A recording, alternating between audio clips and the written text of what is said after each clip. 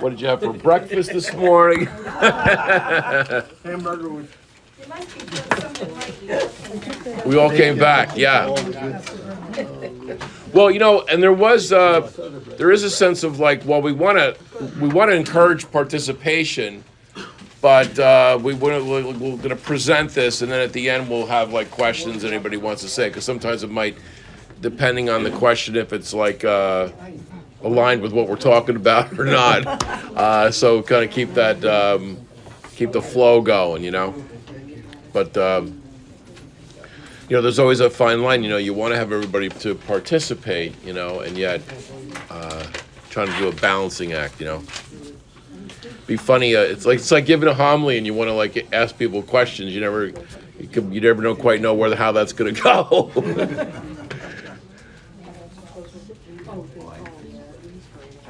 Anyone in the parish who knows anyone that has a pickup truck willing to remove brush on Saturday? Welcome them to show up at 10 a.m., please. Good morning. My little truck can only carry so much. Rush? Yeah, like We're cleaning up. sticks and branches. And of course, and Bob and stuff I like had that. to go out and cut more for everybody. If you notice, they were laying under the pine tree. I told him, make a pile and then we'll figure it out. Oh, That's mulch. well, I can put Break my it up, truck call in it the mulch. Yeah. That would be ideal if we were able Yeah, to get a chipper. Yeah. It's bonfire. Oh, that's been against the law for how long? I know. Oh my God. Oh, fire and setting up. Remember, like burning leaves and everything, right? When we Yeah. were I love kids, that oh, we smell. loved it. Oh, we did Yeah. that all the time as little kids. It brings yeah. back childhood memories when I was. Yeah. I would say that's been banned now for 50 years. Yeah. Yeah, a long time. It's Eleanor, funny. We just asked her to do the signing sheet. We didn't know she was going to take Just orders. had like my mom's funeral, so all these people that I know for Make sure you years, tip right? your We were all like waitresses. 10 or whatever, and then so we were like reminiscing about how on Bay Avenue in Seaside Park, my mother would have like a station wagon with the tailgate down, and we'd be all like in the back, dangling our Oh, legs. yeah. And move. And we're bouncing and everything. Nobody ever bounced off of the thing. But like, all those things where like my mother would be like arrested for, endangering a child or something. In the old And days, that was the like, back of a pickup truck. You used to sit in the back of a pickup truck with your back up against the cab. Can't Yeah. do that anymore. How about you're riding with the car full of 10 people? yeah, wasn't there used to be like running boards on cars where they were like, We rode on the running boards. He used to come home from the train station and he would go slow down his street. And we would meet him halfway and get on the running boards and hang on to the open window. and how old were you? Maybe like 10, It's great. And how fast was he going? like 20, not yeah. fast. But what Subaru you used do to make a that? brat called a brat. It had 2 seats in the back. I remember. It was a pickup I truck. remember. Yeah. Oh, that was skates and you hung on the back of And a the truck rumble seats. Yeah. with your skates. Yeah. and pull it Yeah. along. Yeah. We used to do that in the snow in the city. Once it snowed, we would run down the street. We'd hide in between the cars, and we'd hold onto the bumpers if there was enough snow on the road, and have the car drag you down the streets. You breathing in exhaust.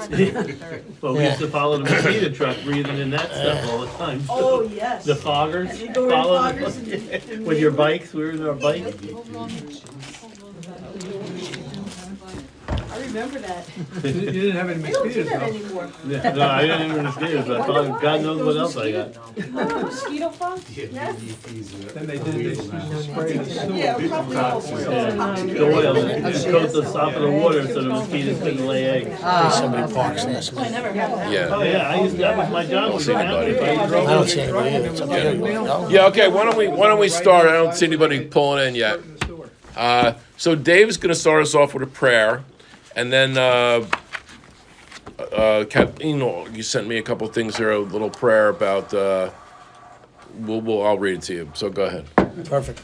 So again, thank you for everybody showing up. I mean, I think one of the things that me and Drew talked about early on was how much we really did want as much participation as we can get, right? We wanted to hear from the people that, sit out at the church. The hard part is we really didn't expect the turnout that we've gotten. And it's just been, amazing, and we couldn't be happier. But obviously, we want to make sure that we try to get as much in. There is an end goal, all right? So there is something that we want to get to at the end here. I don't want to be a spoiler alert, but there is something that we want to talk to at the end that all this leads up to. So I spoke last week about something that I do in the mornings, right? I've used a number of different books. I find this book that somebody brought it to me this year. It was just a stroke of luck that he actually was sending pictures every day, and I realized how special it was. I think it's from like the 80s, but it is something that you can buy. I bought it on Amazon, and it's been just an amazing book for me. I love what it does, okay? Obviously, it just gives you days, it's not dates. And it kind of gives you like a little synopsis of what's going on, and then gives you a title, a little reading, and then it leads you to where it is basically in the Bible. Okay? So I'm going to read what I send these to Drew every day. He's probably sick of them. But there was one that came up yesterday that we thought would be a good opening prayer for today. Okay? So day 81. God's harmonizing spirit fills me and overflows me to others. And the harmony is the, the design of this is so that you go into some type of contemplation or meditation on the word. Okay? Well, it's a practice that I try. So, dear God, today I open my mind and heart to your loving, harmonizing spirit. Fill me now to overflowing with love. Let me be your representative and express your love and harmony wherever I go. I radiate a friendly spirit to others, a spirit of gentleness, patience, and loving kindness. My words are words of peace. In every situation, I see beyond appearances to your indwelling presence. I have unlimited love to share with others. My disposition is sweetened by your spirit flowing through me. My human relationships are harmonized and transformed as your love finds expression through me. Peace, contentment, and happiness are mine. Thank you, God, for making me a blessing as I express your harmony in my life. And then the reading where they basically take it from Scripture is, if we love one another, God lives in us, and his love is perfected in us. And that's John 1:4-12. Okay? We're going to actually close with today's. It's so funny. This was yesterday's, and we're going to close with today's. So, Dave, who's the author? that's a great question. Colleen Zuck. Z. I'll leave it up here, too. We'll at the end of the meeting. All right, we can take We'll- a picture. yeah. Okay, thank you. You got it. And by the way, I want to acknowledge you. Like he sends me all these things. Like I love them, and I always like. He's always like. He lives in the trenches, right? He's on the front lines of growth and being honest, and whatever you're going through, you're always willing to take that inventory of yourself and how can I grow and how is God in my life? You know what I mean? And you always take that honest inventory. So you inspire me and everybody else here. So. Thank you. So now listen to this. This is very interesting. Kathleen gave this to me. So this is written by a woman. It was a death camp in Nazi Germany, Ravensbrück, and she kept this piece of paper folded in her pocket for the rest of her life. And she wrote this down as she sat beside the dead body of a child from this camp. And she writes, "O Lord," think of this in terms of the Ukraine, right? "O Lord, remember not only the men and women of goodwill, but also those of ill will. But do not remember all the suffering they have inflicted upon us. Remember instead the fruits we bought, thanks to the suffering, comradeship, our loyalty, our humility, the courage, the generosity, and the greatness of heart which has grown out of this. And when they come to judgment, let all the fruits that we have borne be their forgiveness." It's just such a difficult thing, right? The human nature of, tit for tat, quid pro quo, and you did this, I'm going to do that, and yet this call to love our enemies and to love and understand the brutality of what's going on there. It's hard to comprehend. Again, we're reminded of this radical call, this radical way of being, of living, that is the gospel. and it's not it's not part of. I mean, I guess on one level, it's part of human nature at the very core, the beauty and the essence of who we are, and yet, with the typical way of being in the world, it goes against that, and the call of that is it's not an easy thing. And this is another great thing where this is another thing that probably is such a part of the theme of Good Shepherd, and says, consider this remarkable fact. In the Sermon on the Mount, there is not a single word about what to believe, only words about what to do and how to be. Blessed are the pure of heart, and they will see God. Blessed are the merciful. It says, and yet, by the time the Nicene Creed was written, only 3 centuries later, there is not a single word from the Sermon on the Mount in the Nicene Creed about what we are to do and how we are to be, only about what we're to believe. So, that's probably like a big theme in Good Shepherd, is that we're saying Christianity, it's a way of being. It's a way of experiencing and perceiving reality in life, not like believing the right thing or some correct thing, like as if there's such a thing of like, oh, sorry, you didn't believe the right thing, you're out or whatever. It's really all about who I am, who you are. Okay, so now I always like these props. So now let's consider this as ourselves, okay? And what we're going to talk about today in terms of finding our sacred center, that so much of us, that we're like this cup of water. We're filled up. We're filled up with a lot of different things, that we're going to talk about different things that we're filled up with, right? So now if God wants to come in, there's no space there. This needs to be emptied in order for this to be poured in order for us to really experience the presence of God, the essence of God. We have to, so at the end of the day, we'll be like this. So we want to be emptied, but what is this? What are we so filled up with that can oftentimes block, not that like God can't get in, it's more of like, it's all about ourselves. Are we opened? Are we emptied? Are we allowing for the presence of God to be experienced and felt in our life? Like a lot of times I like to say at the end of Mass, like, just check out how you feel right now, right? We prayed together, we came together as a community, we received the Eucharist, and if we pause at the end of that Mass, there's a sense that we want to check into, like, yeah, like, my heart does feel lighter.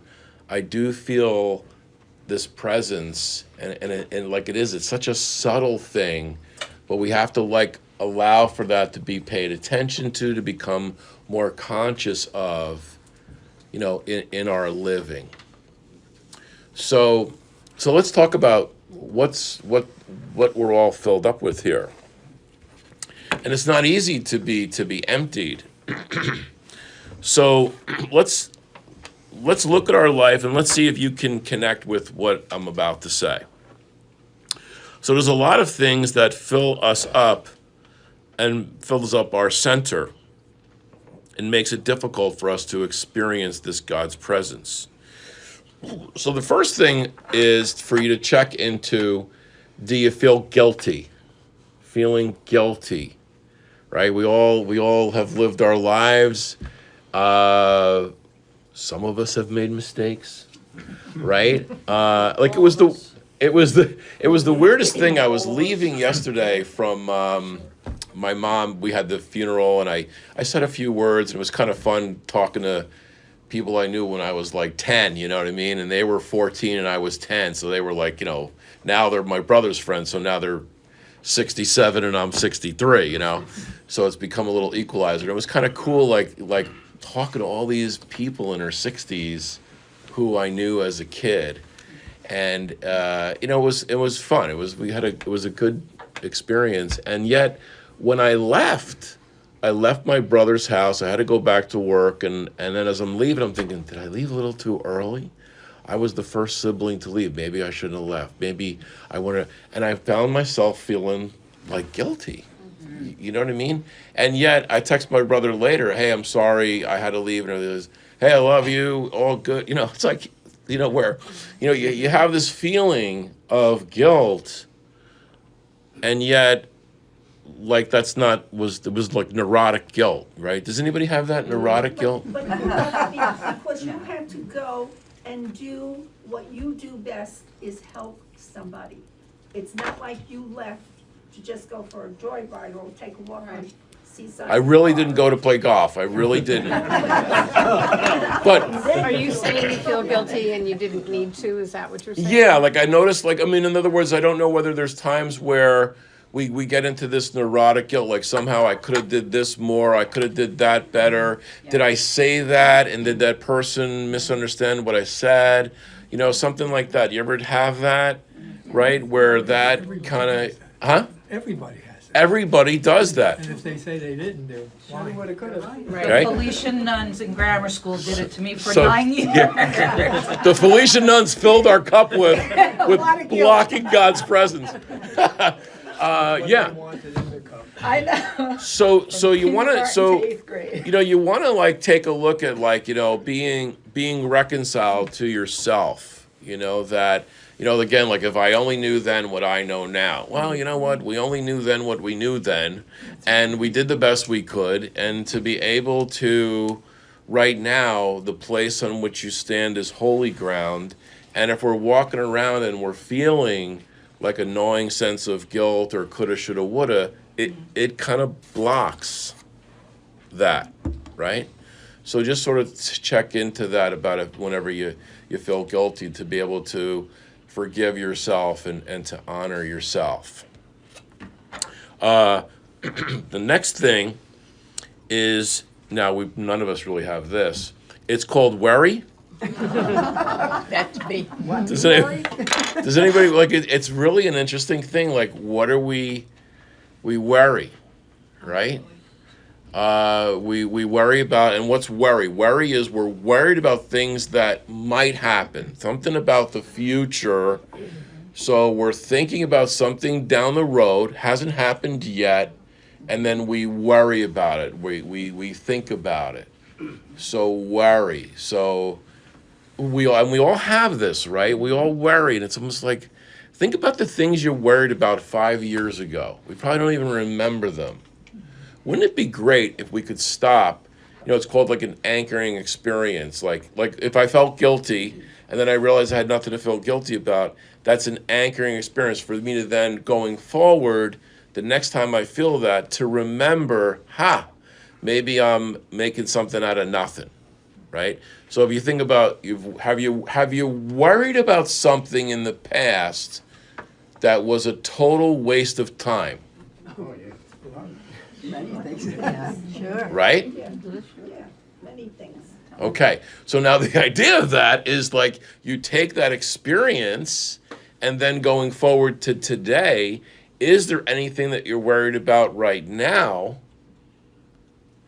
that you don't need to be worried about, that you could let go and lighten up on because you've had that experience before?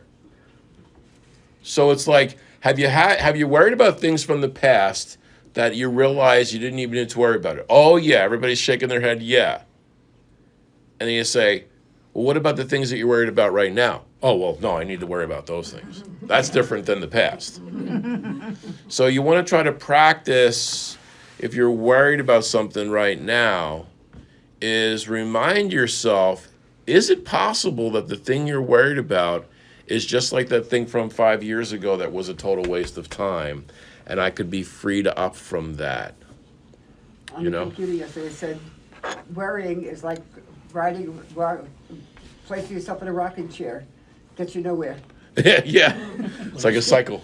So this was a practice that I really had to put into place, right? I know people here see me as good shepherd and, you know, think that I'm living this holy life. It's not true. And, you know, I have a past in my life, right?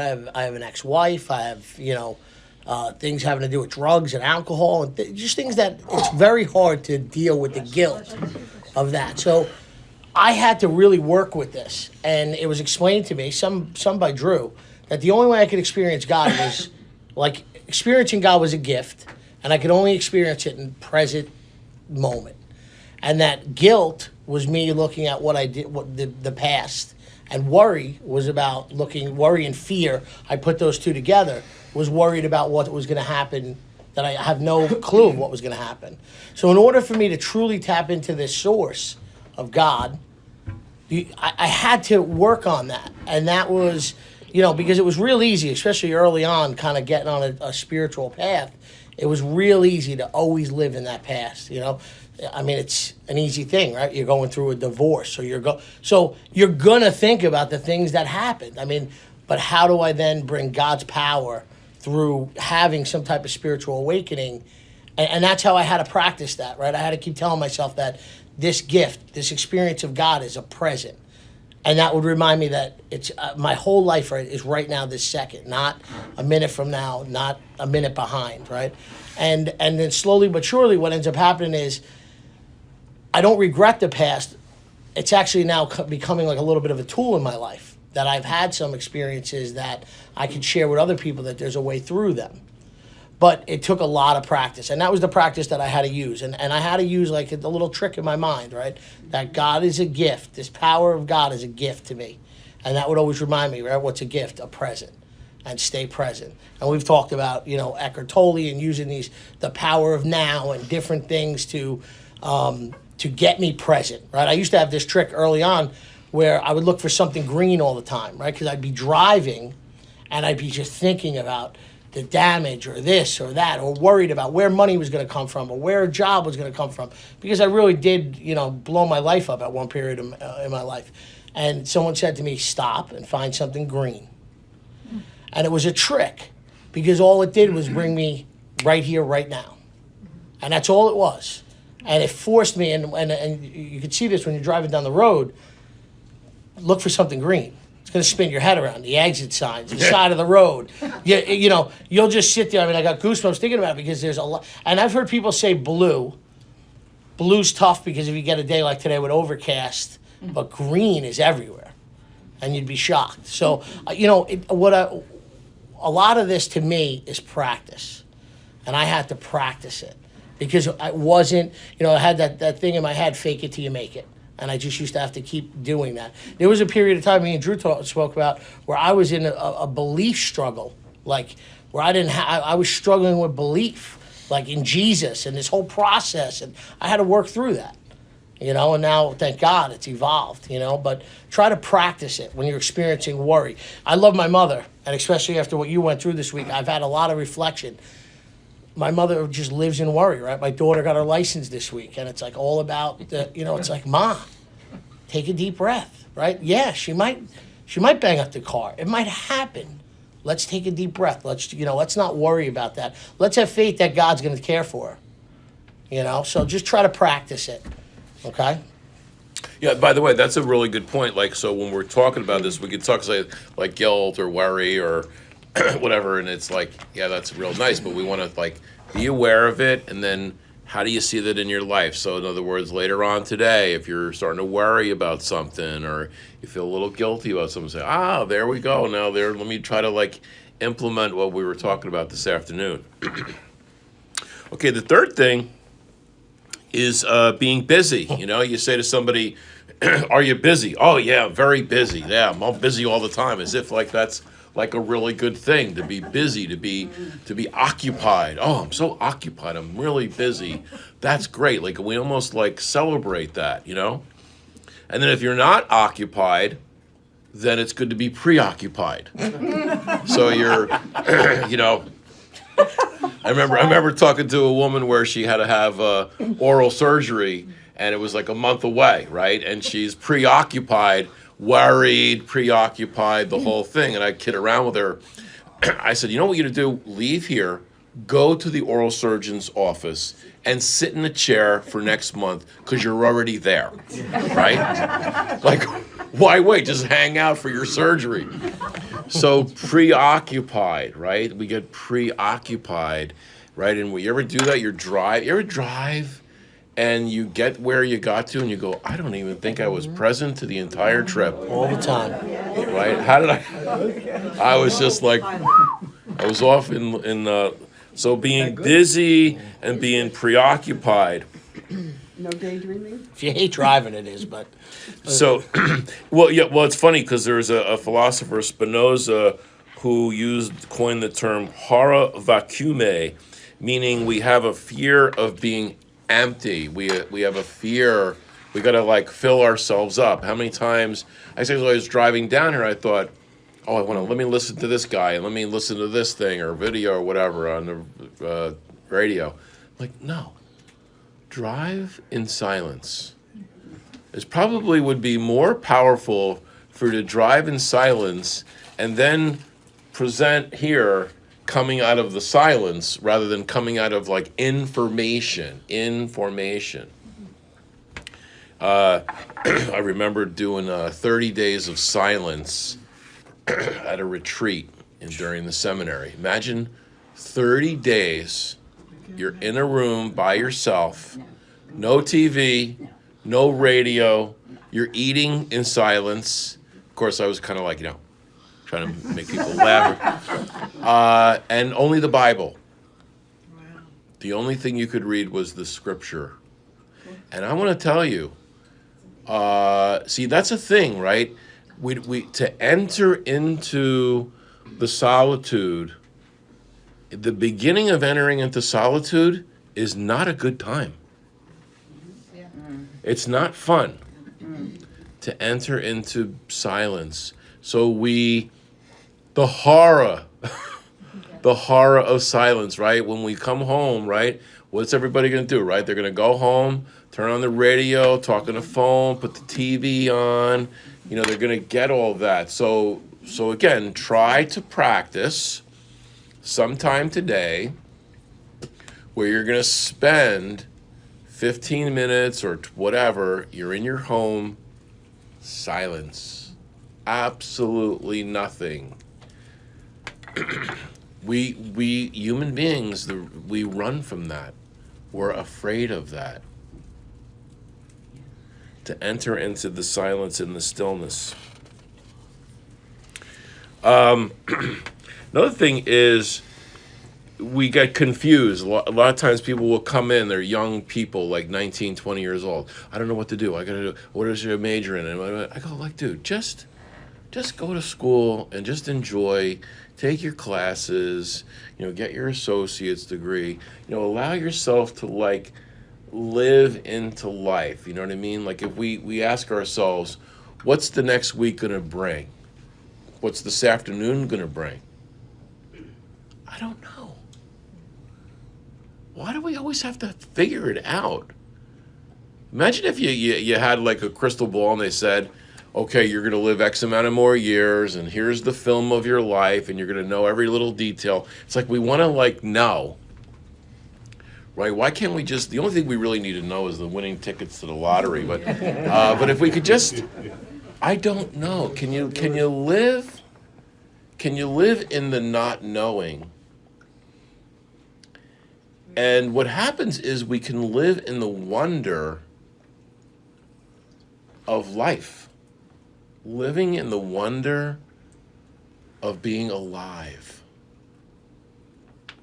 Don't have to figure it out.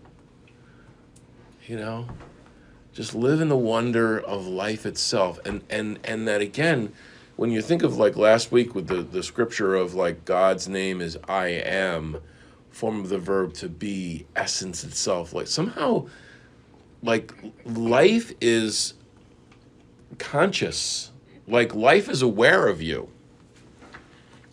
So it's like say hello to life. It's almost like you're in a relationship with life. And allow life to speak to you. Listen to life. We feel like we gotta figure it all out. No, Another thing, and this is very powerful, is sadness. We've experienced loss. We've experienced the loss of a child, the loss of a spouse, the loss of a friend. We've been hurt. We've been disappointed. So we have this sadness. And again, not to say that we want to eliminate sadness, right? But you want to be able to enter into and acknowledge being sad. It's like when you look at the grieving process, right? It's like a transformational griever is they enter into their sadness over and over and over and over again, and then eventually you do get on the other side of it where so there's joy and the sadness. They're not like mutually exclusive. They're part of it. You know, it's like Jesus is on the cross and blood comes out of his side, right? So he's on the cross. Why have you abandoned me? And then into your hands I commend my spirit. I am the beloved Son, and I trust in you. And so then this life energy is also there as well. The blood represents life energy. So what about that? Like when you think of things, people say, oh, they're so strong. They went through that horrible thing or that sadness or that grief, and there they are, like back at work, or as if that's like a good thing, like in other words, to be able to like allow yourself to think about the things that have happened where you're sad. Like it's okay to be sad.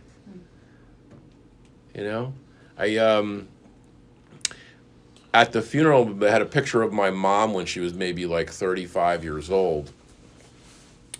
And it struck me. Like, wow.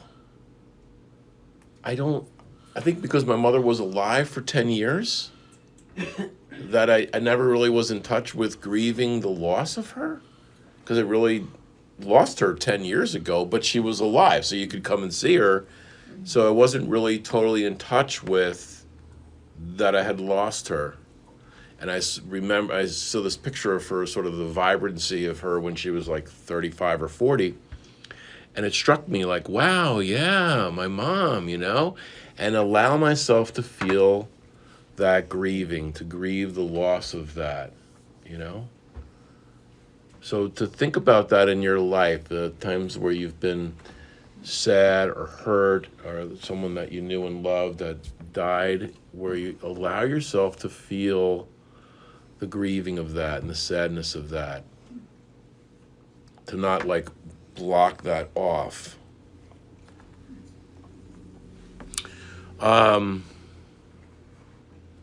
So these are things that sort of can get in the way of experiencing the presence of God. And again, we're not talking about not feeling those things, but more of like integrating them into us and to be aware of it, to be aware if I'm feeling guilty or if I'm busy, or if I'm worried or if I'm sad, to sort of like pay attention to those things.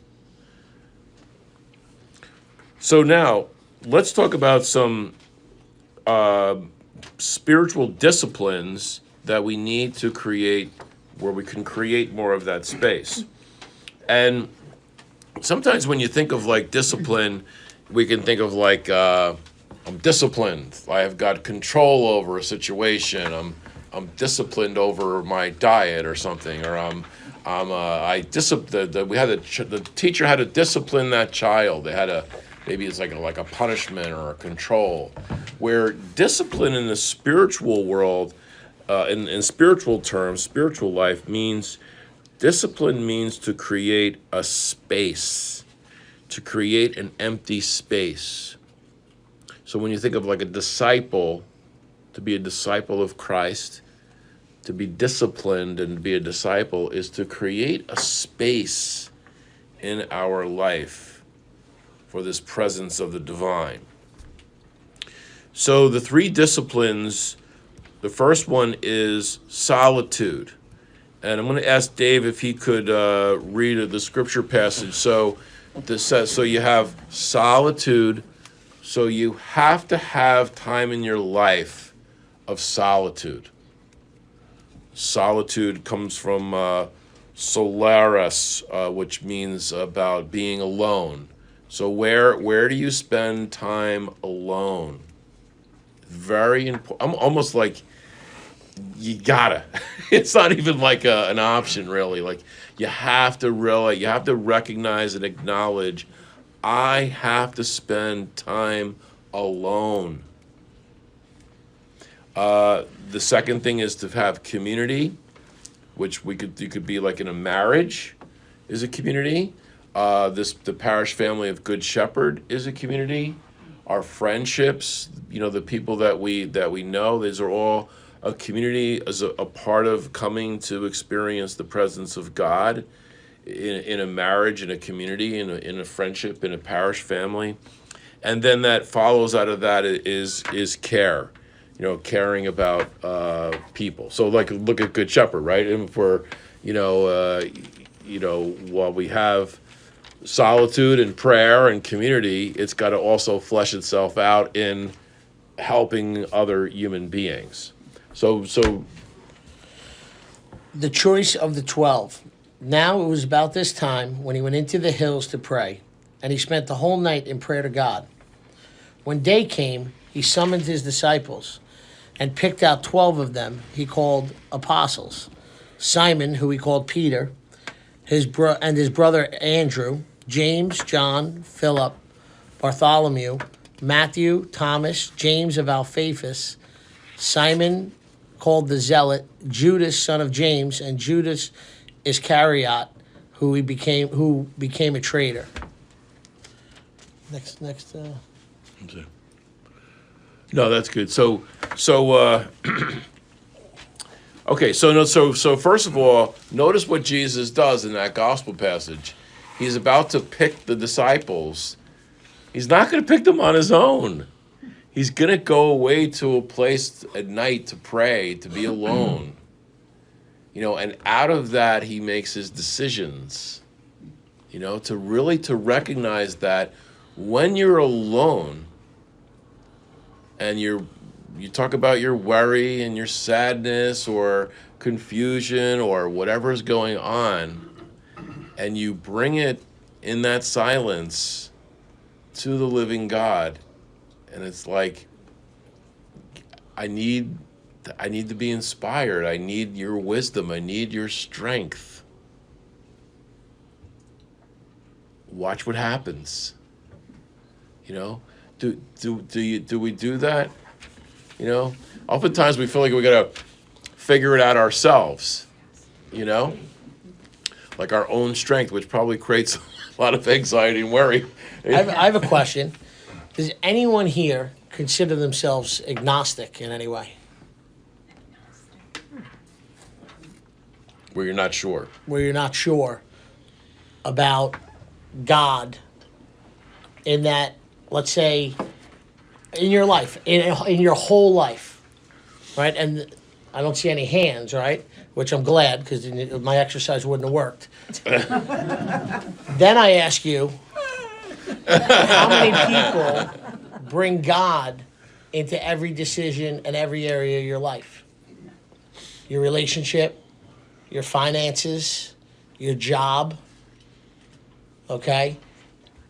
And all of a sudden, for me, when I had this question asked to me, and I was asked, go into my life and see where I'm agnostic, it was an eye-opening experience, because it was like, God, help me with this, but I'll take care of that.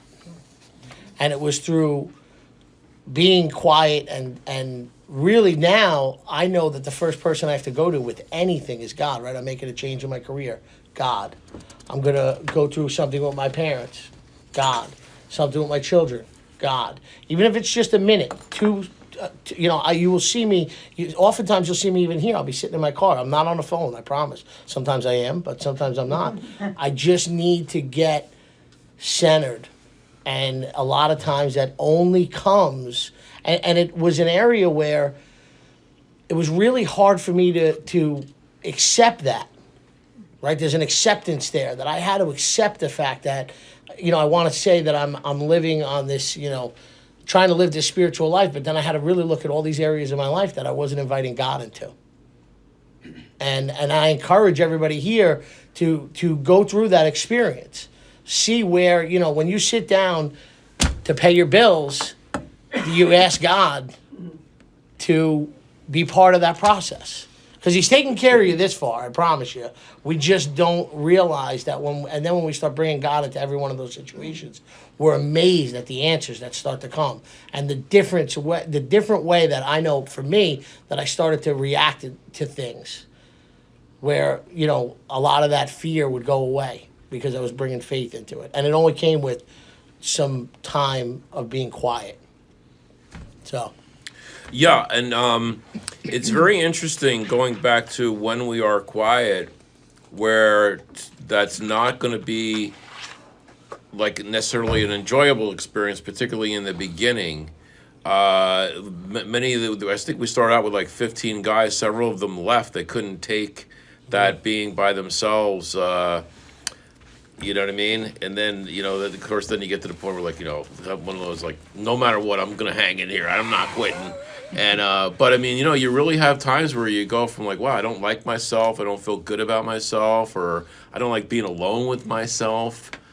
To then getting to the point where, like, you know, it's almost like introduce yourself to yourself. And, like, can you say, like, are you your best friend? Can you enjoy yourself, you know? You take that exercise, if you put your hand like this, and you imagine that you're your left hand, and you're also your right hand. So you feel that your right hand supporting your left hand. Do you support yourself? You know, or is there a little bit of this going on, right? To support yourself, to support the sacredness of you. I always like that example of you look in the mirror and you say, like, I love you to yourself. It's amazing what comes up where you kind of like look and you're like, yeah, you know, I'm kind of hard on myself, or there's parts of myself that I'm not really loving. And it's like almost like looking in, like it's almost like yourself coming back at you saying, I really would appreciate it if you could love me. It really would go a long way for me. To yourself, you know, like why not? Why do we not do that enough? Where we get these thoughts about ourselves. So it's in the solitude that we become aware that we're hurting. It's in the solitude that we become aware that we've been wounded, and that we feel sad or that we're worried. It's in that solitude, you know, and yet to trust that on the other side of that is going to come like a joy and a presence through that solitude. So we don't want to be afraid of our pain. We don't want to be afraid of sadness. We don't want to be denying it. You know, you can, you know, imagine if we put a tuna fish sandwich in the drawer and we left it there for like a year. No, now supposing that tuna fish sandwich represents, you know, your emotions and things that have happened to you, you can't shove it in a drawer. It gets nasty. Actually, Carl Jung would say that when we become moody, we have like these mood swings. It's our feelings and emotions turning around and attacking us because they're sick and tired of being ignored. Like, so I'm going to attack you in a mood until you admit and you acknowledge, I'm here. Pay attention to me. This is what happened to me. I'm hurt. I'm angry. I'm sad. I'm worried. I'm this, I'm that. You know what I mean? Pay attention to me.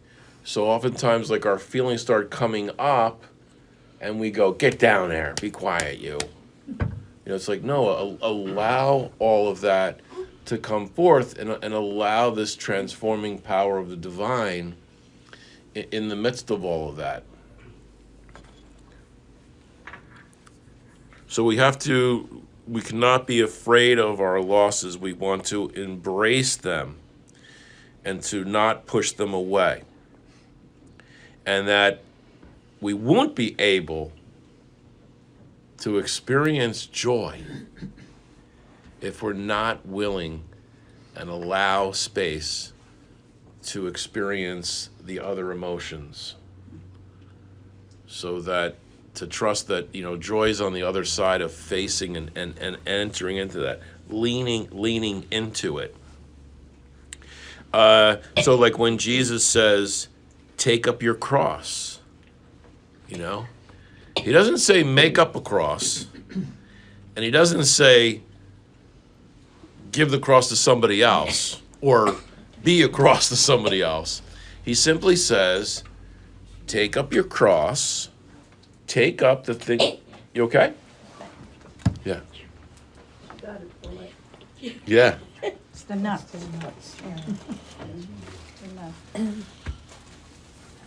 Yeah, you start to, yeah.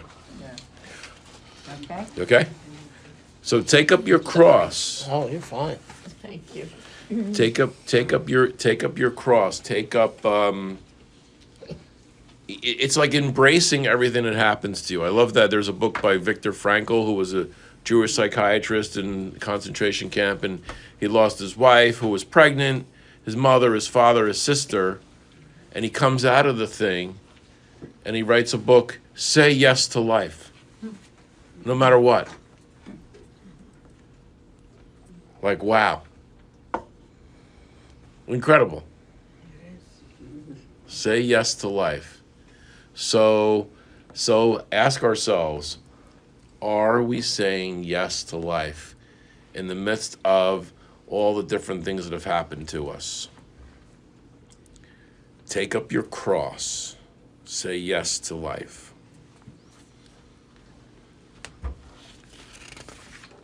So when you look at the story of Emmaus, right, where those disciples are on the road to the Emmaus as the story goes, and Jesus is walking among them, and he says to them, what happened?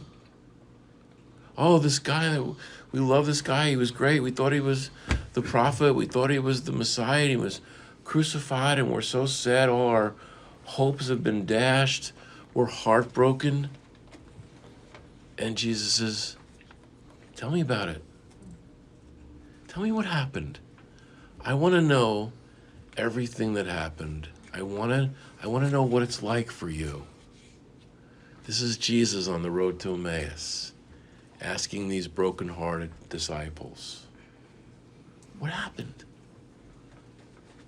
So imagine you're on your road to Emmaus, and you're walking along, and Jesus comes up and says, he puts his hand on your shoulder, and he says to you, what happened? How are you? Tell me about it. I want to know. I care. I want to know, and tell me everything that happened to you. Let's talk about it. And then as the story goes, all of a sudden, boom, and they recognized him in the breaking of the bread. All of a sudden, there was this resurrected presence. There was this life that came out of their sadness and their grieving. So that in the midst of the sadness, in the midst of the pain, there is healing. In the midst of the tears, there is a smile. In the midst of joy, there is healing. And in the midst of our anguish, there is peace. So there's like at the other side of the coin. But you got to enter into the one to experience the other. And so that when we experience our cross, and we embrace our cross, we experience this love.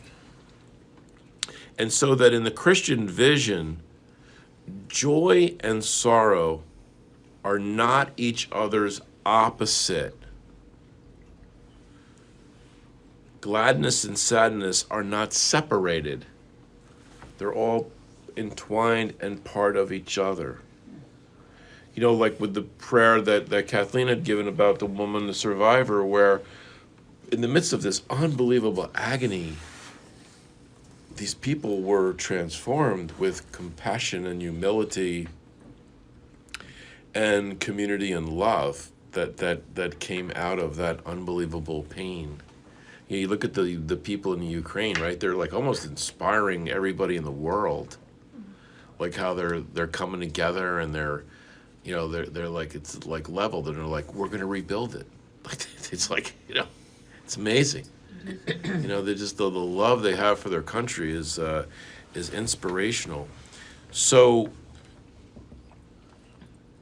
we need to have the courage to face our pain, and when we do that, we start to experience joy, and we start to experience that God is there and saying, it's gonna be okay. Like all's gonna be well. I think I had shared like where the sunlight was beaming on the back of this car, and I had this bright light, and obviously it's the sun reflected on the thing, but I just had this sense of like my mother being in the light, people that you have loved and have passed on, that they're in the light, that they're vibrant and they're alive and they're restored to their highest self, to live and to believe in that. So underneath the voice of you're not good enough and you should feel guilty and you should worry and everything like that, underneath all of that, there's this voice that Jesus hears, that we're going to kind of hear this week in terms of the prodigal son, of every one of us here to hear this voice. You are my beloved son. You are my beloved daughter, on whom my favor rests.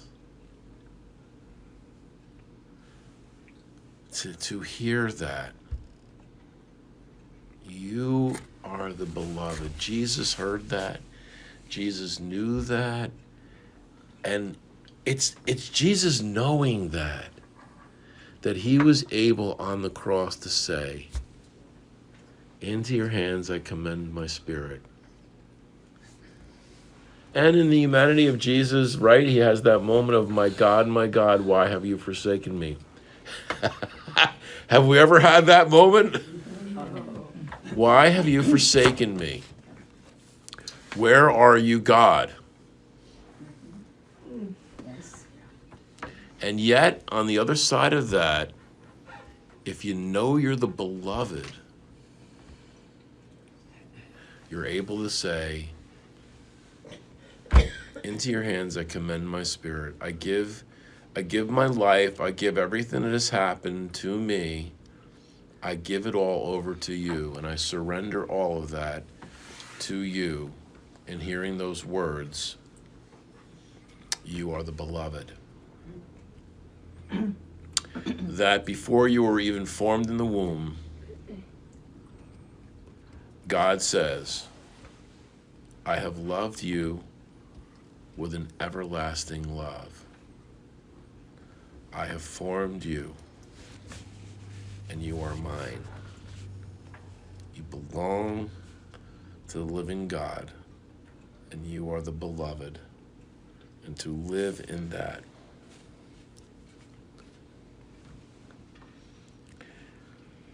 We need to live in that, because one of the things that we do is that we experience that no human being can love another human being without wounding them as well. Think of the pain that you have in your life. A lot of it has come from the people that have loved you. It's true. Right? And while we don't want to admit it, maybe we've also wounded people that we have loved. But we like to focus more on like that. We've been wounded by them. Right, you ever notice that the pain that we've experienced oftentimes have come from the people that have loved us? Right?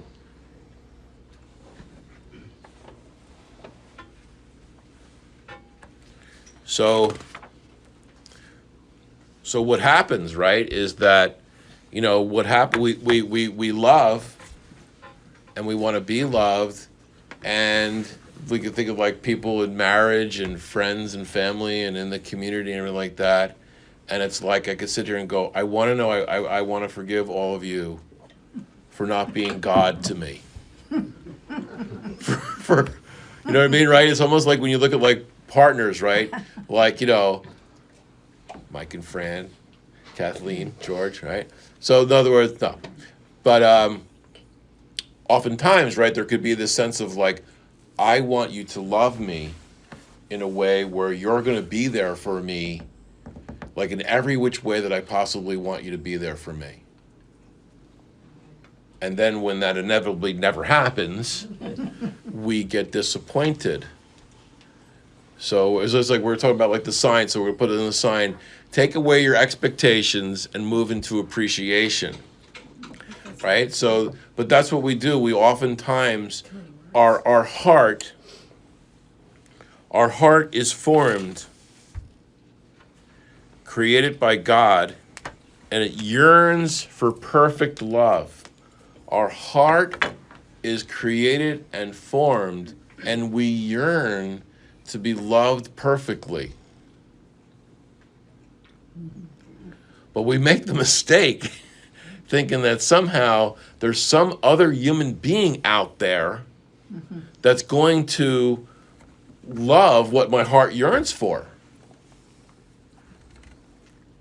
Get a dog. Yeah. Get a dog. That is so true, right? That's the truth. Yeah, I love that when you come in, the dog's not going, do you know what time it is? They're just like, they're so happy to see you. Yeah, get a dog. Yeah, you know what? It's funny when you do think of a dog, like it's almost like that almost can access the unconditional love, Yeah. you know? Dog spelled backwards spells God. That's right. Hey, yeah. Maybe that's why it's called a dog. Right. Is that the origin of how it got called? I don't know. I never thought of that. Google it. I Yeah, love the dog very much. because I know evil spelled backwards is live, right? So like, it's like evil is anything that's like anti-life or brings it down. So think about that, right? Where when you think of community, when it's a community of a marriage or a friendship, or I was kidding with Dave about like, you know, like his kids and things like that. It's like, you know, like, well, like they're not being the way he wants them to be. You know, they're being 5 and how old are they? 6 and 3, 13 and 17. That's the one. Yeah. So you got the whole gamut, right? So they're all so busy just being themselves, growing and developing, and they got their own share of things, right? And it's almost like, you know, maybe that would be the greatest gift we could give each other at the community at Good Shepherd is let's just allow everybody to just be their sacred selves and not have this expectation that somehow they're supposed to be something for us, because that's not going to happen, you know? I thought the greatest gift was you're going to have everybody watch my kids. I'm confused. That's where I thought he was going with that. Nice try. All right, never mind. So to forgive and to be forgiven, and it's and in a lot of ways, you could almost frame it as like, you know, we're forgiving other people in our life for not being God. Now, when we stop and think about that, it's almost like how ridiculous. You know what I mean? It's almost like you're not being who I wanted you to be for me, which is like, well, guess what? I never was supposed to be that in the first place. So it's probably, when you think about being hurt and everything like that, a lot of it probably comes from like more of like our expectation rather than maybe the deficiency of the other person.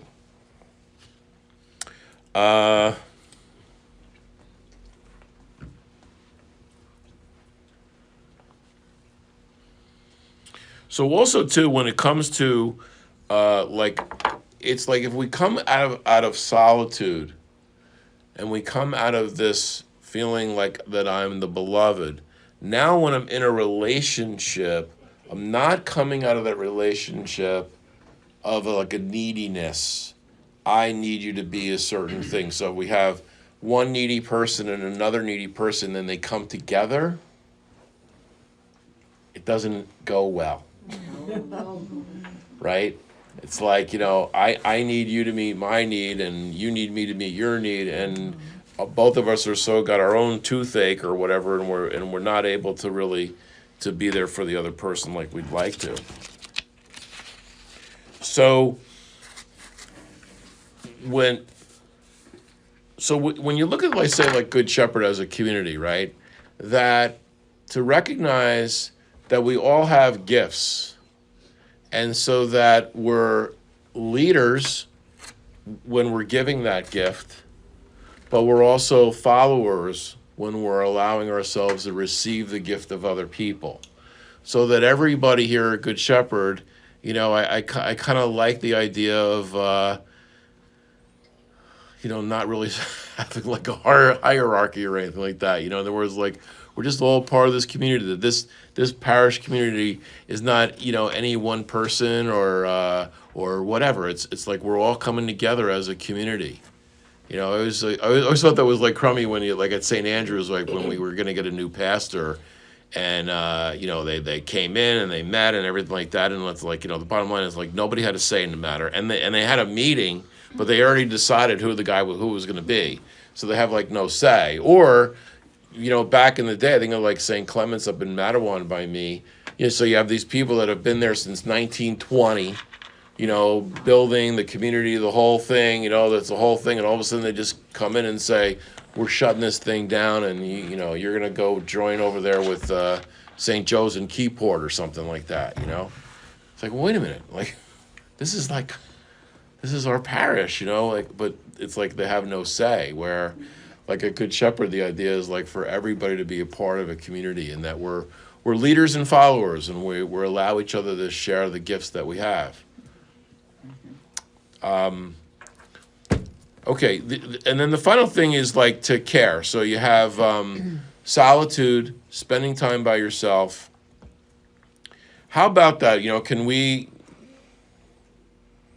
commit to that as a group of people, right? Where we're going to practice that during the week, where we're all going to say, it's like we're all going to go on a diet, right? Now, we're all going to agree. What do you want to say, 15 minutes? No, too long. That's too long? You don't need 15 minutes. How long? 10 minutes. 10 minutes. 10 minutes. Give 10 minutes a day to just. To just Sit nothing, still. not That's even looking at your phone while you're doing nothing, nothing. Right. Right. I have this sign that says, sit quietly, for the world is loud. and God We'll give you 5. Doesn't matter if you're snoring. Ooh, that's a good one for the sign. We gotta make it like 6 words, The right? world is loud, God whispers. The world is loud, God whispers. Write that down, George. I get it from my leader. The right away he thinks of like, how many letters is in that word? How many E's? The world What? is loud. They don't have to sit in like an ashram. They can go out to nature. Yeah. You can go anywhere.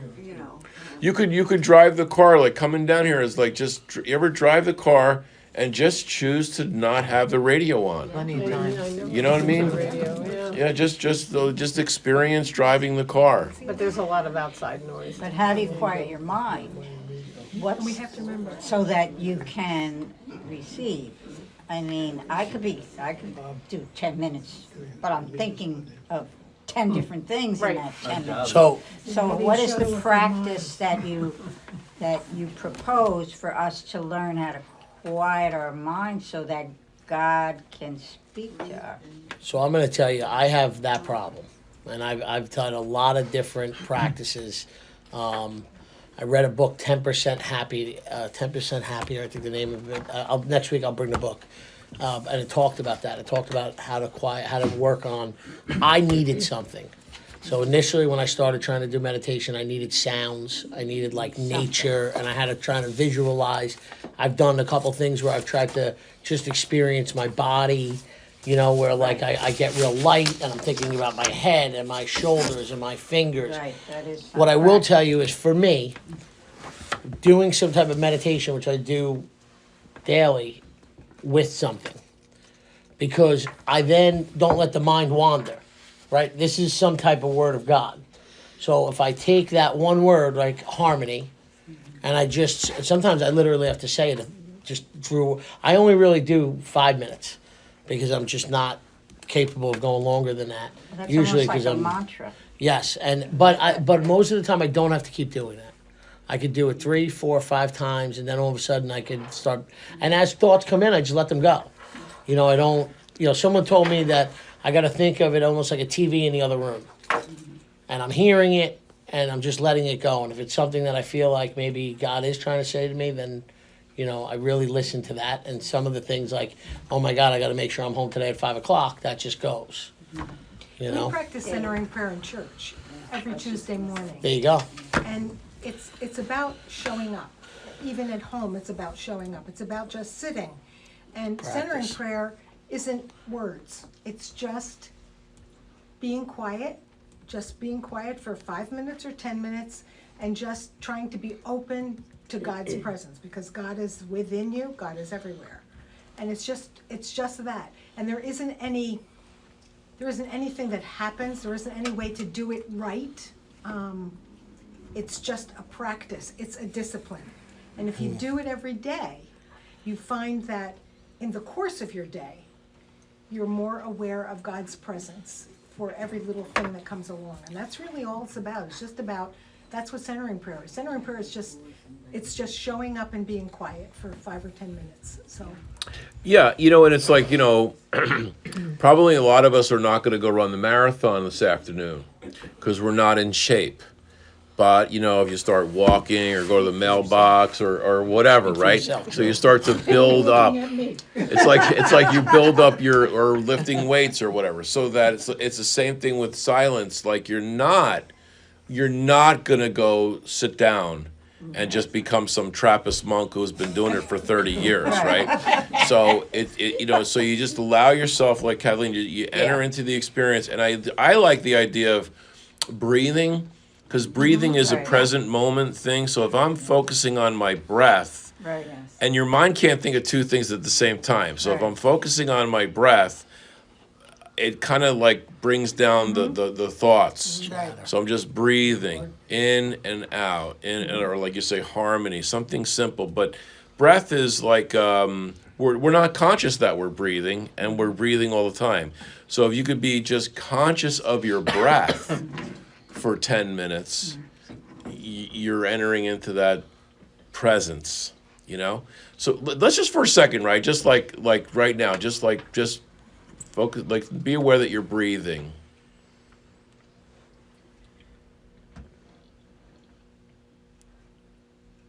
And let me just say a few things, right? So we think today is March 23rd. It's 2:30. It's Wednesday. It's 2022. We've got all these categories. You know what I mean? It's Wednesday. Well, that's a fact. Well, how about if right now it's like it's just now?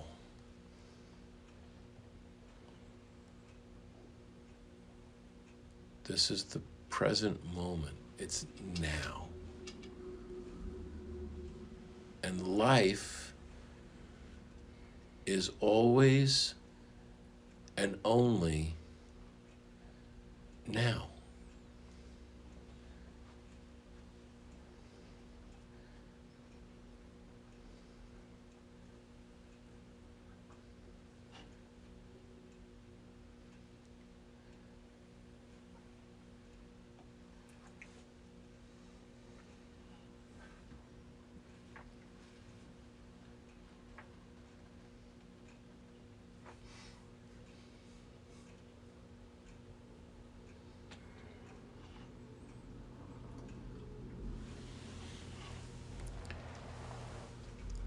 After a while, that almost becomes a pleasure. Like, I'm gonna not do anything. I'm gonna give myself permission, let's just say from 2:35 to 2:45, I'm going to enjoy not doing anything. I'm just going to be present to now. And it almost becomes a pleasure. It's like, this is great. It's like a respite. I don't have to run any faster. I was kidding around. I was like, okay, we gotta go, right? All right, we gotta go. Where are we gonna go? Does anybody have to do anything after this?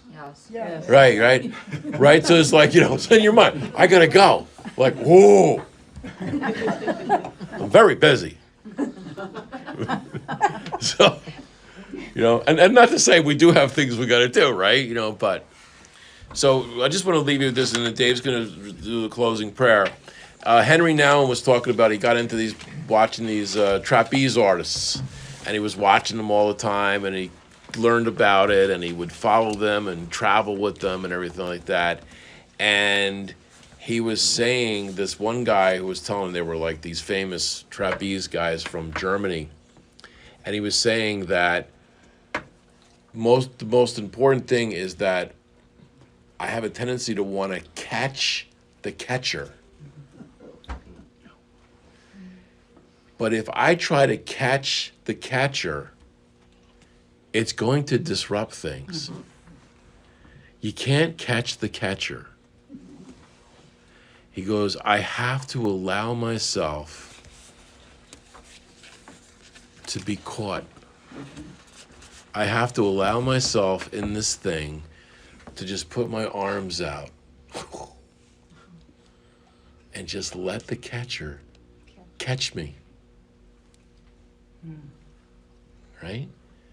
So when we leave here and you enter into the silence, allow yourself to be caught by the living God and allow those arms to reach out and just trust He's going to catch you.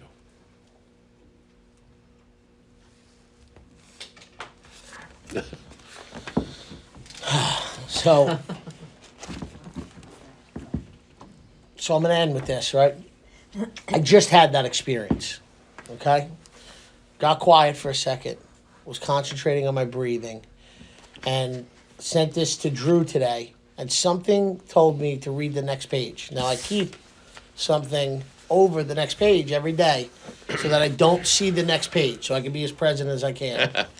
So I read the next page just now. And I'm going to read the next page as the ending prayer. And just to give you an idea of how there's a power that moves through our lives. And we'll talk next week about some stuff that I went through this week about, I listened to Dr. Dyer about that there's always a spiritual solution to every problem. And it talks about realizing that power. So listen to this. Day 83, which is not what we were going to read. Relax. Centered in the presence of God within me, I relax. I always do myself and those around me a favor when I relax. Release pressure and tension. Actually, relaxation is an attitude of mind as much as it is an activity. When I carry with me a complete realization of the presence of God, my daily responsibilities do not exhaust me. I relax and enjoy what I am doing instead of allowing tension and anxiety to dissipate my creative energy. The most effective way for me to continue to develop the state of mind that permits relaxed, peaceful living is through prayer. As I take time every day, even if it's only 5 or 10 minutes, to let my thoughts be on the presence of God within me, I will realize a sense of true peace. Relaxed and at peace, I gain a perspective on life that promotes my good and the good of others. Those of steadfast mind you keep in peace because they trust in you. Isaiah 26:3. Amen. So I guess next week we'll read 82. We'll go backwards, all right? We'll go backwards. And again, I want to bring, remember these sheets here. Try to, look at that, just gaze at it, and just try to take a look at, is any of that, developing your life? Where I'm trying to listen more than I speak, be more present, be more content with where I'm at. And then again, we're gonna practice 10 minutes of being still each day, and then let's come back and maybe people might talk a little bit about what that was like. I have a quick question. Has anyone done the nightly review? Yeah. Yes. Okay, good. Good. Has anyone done it the following week or nightly? Okay. We're gonna get to that, I promise you. I'm actually gonna share one of mine. I don't want you to think we're doing that for no reason. Just keep doing it. If it's you're having an experience I like with the it, right-hand column a lot better. which I don't do, so that you'll force me to look at the right-hand column. Okay. That's where Drew is coming from. Okay. See, now here we are. Here we just became empty, and now we're just gonna pour God into all of us. There it is. You know which one was God. I know they were the same. I want you to have a, Because he's the priest. Yeah, he knew which one was God. Now what? Like we're in New York City and one of those guys. Where's the yeah? Thank you. Anybody capable of folding up their own chair would be greatly appreciated. Good idea. Because they want to leave these around the floor. Yeah, we can. Jared, leave it around. The ones around the table stay around the table. It's the outside ones. So if you sat around the table, you don't have to fold the chair. Now I know.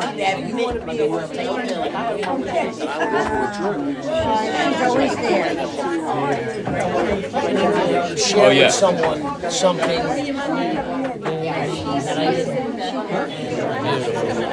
Thank you. Matthew, folding up the chair around the table. Excuse me, let me just. God on me.